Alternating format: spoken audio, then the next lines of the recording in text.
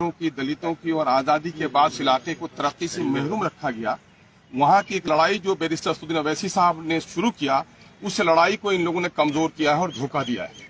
इन लोगों ने धोखा किया है, बल्कि सीमांचल की वो गरीब और महरूम जनता जो इंसाफ की तलब के लिए एमआईएम का झंडा उठाया था, इनको वोट देकर जिताया था, उस जनता को धोखा दिया है। वो कौन है? वो गरीब हैं, किसान हैं, मजदूर हैं, परदेसी मजदूर हैं, सैलाब से परेशान हाल लोग हैं, अनपढ़ लोग हैं, दवा से महरूम लोग हैं, बेरोजगार लोग हैं, उनको धोखा दिया है। मैं समझता हूँ मीर जाफरों के साथ ही मैं समझता हूँ कि राजद जैसी पार्टी जो कभी माई समीकरण की बात करती थी, अकलियतों की, विशेषकर मुसलमानों की बड़ी बात करती थी, और आज अकलियतों के दरमियान में पार्टी उठकर आई है, अकलियतों की आबादी से उठकर आई है, अल्पसंख्यक लोग जीत कर आए, अल्पसंख्यक के लोगों ने उस इलाके में अपने समस्याओं के समाधान के लिए उनको वोट दिया है, इनको तोड़ने का काम किया है, तो मैं समझता हूं कि आने वाले दिनों में इसको बड़ी कीमत चुकानी पड़ेगी।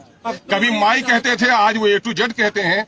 मैं समझता हूं कि इस वक्त पूरे बिहार में माइनॉरिटी के लोगों की जितनी आस्था जुड़ी है एमआईएम से, उस आस्था को खत्म नहीं कर सकते थे। बल्कि मैं दावे के साथ कहता हूं, मैं एक टूटा था तो 5 लेकर आया था, आज 4 टूटे हैं तो 24 लेकर एमआईएम आएगी और ऐसे लोगों को भी धूल चटाने का काम करेगी। इससे हमारी पार्टी में कोई घबराहट नहीं है। जाने वाले चले गए, ले जाने वाले लेके चले गए। मीर जाफर का किरदार जिसने अदा किया, और जिन लोगों ने अकलियतों में गुजरात में गर्दनें काटी हैं, जिन लोगों ने बाबरी मस्जिद तोड़ी है, अकलियत के लोगों ने ऐसे लोगों को माफ नहीं किया है। मैं समझता हूं कि अकलियत के लोग, अकलियत की उठती हुई ताकत को जिन लोगों ने तोड़ा है, उसको भी माफ नहीं करेंगे।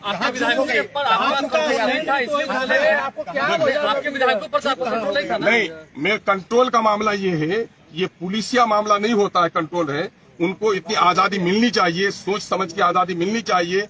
जो भी बंधन यहाँ पर होता है नैतिक बंधन होता है, और नैतिक बंधनों को तोड़ने वाले वो मैं समझता हूं कि सबसे बड़े पार्टी होते हैं। आप स्टैंड नहीं ले रहे थे, इस वजह से वो भागे। आप किस चीज का स्टैंड नहीं लिया? हमें से अकलियतों का स्टैंड ले लिया, दलितों का स्टैंड ले लिया। और मैं समझता हूं कि पिछले इजलास जितने सेशन हुए, गवाह होगा कि अकलियतों और पिछलों के जितने मुद्दों को और सीमांचल के जितने मुद्दों को एमआईएम ने मजबूती से उठाया है, और तमाम तर विधायकों को जो हिस्सेदार बनाया है, तमाम तर विधायकों को जो बोलने का मौका दिया है, जो परामर्श किया है। दूसरी पार्टियों में गए हैं, हम लोग रहे भी हैं, दूसरी पार्टियों में हैसियत है तलवार चाटने की। एमआईएम है जो मान सम्मान की बात करती है। अगर कुछ लोगों को ऐसा ही मामला है, सीमांचल का विकास क्यों नहीं हुआ? सीमांचल से इसी नेचर के लोग जीत कर आए जो पार्टी का तलवार चाटते रहे और सीमांचल के मुद्दे की लड़ाई नहीं लड़े। एमआईएम ईमानदारी के साथ सीमांचल की लड़ाई लड़ती है, और अख्तरुज्जमान खड़ा है। मैं दावा करता हूं आपको। अरे मुझे किसकी हिम्मत है? मैं समझता हूं ऐसी कोई राजनीतिक दल ने जन्म नहीं लिया है जो अख्तरुज्जमान के ईमान का खरीदारी करता है। कहने को कोई लफंगा किसी को अगर इशारा कर दे तो थोड़ी ही है कि क्या करना। आप उधर भी नहीं रहे, आप भी तो उनके साथ खड़े हाउस के बाहर। क्या स्टैंड अलग नहीं है?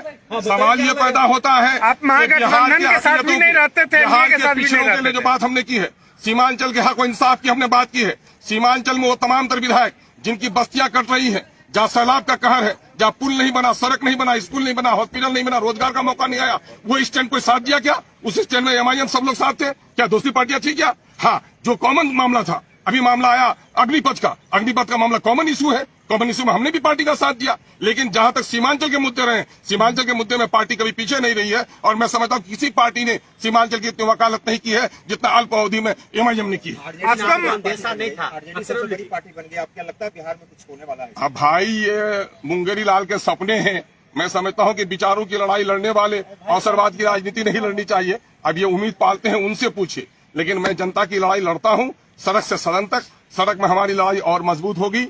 सदन में भले ही हमारी संख्या घटी है, हम सदन के संख्या घटने से नहीं घबरा रहे हैं। मैं समझता हूं कि बिहार की जनता इस हादसे से और रिएक्शन के साथ। आपको महागठबंधन के फोल्डर में रहना चाहिए था, ये महसूस हो रहा जी? महागठबंधन के फोल्डर। मुझे किसी के फोल्डर की जरूरत नहीं है। मैं मंत्रालय का ख्वाब भी नहीं देखता, और मैं कोई अपनी जाती फायदे के लिए राजनीति भी नहीं करता। मैं तो सीमांचल की लड़ाई लड़ने आया हूं। बिहार के दबे कुचले अकलियतों की, पिछड़ों की, शोषितों की, वंचितों की आवाज बनकर आया हूं। मुझे खुशी और प्रशंसा इसी में है कि मैं उनकी आवाज बन सकूं। मंत्रालय की भी ऑफर थे मुझको, तो ऐसी चीजों को पांव के ठोकर में रखता है अख्तरुज्जमान, और एमआईएम भी रखती है।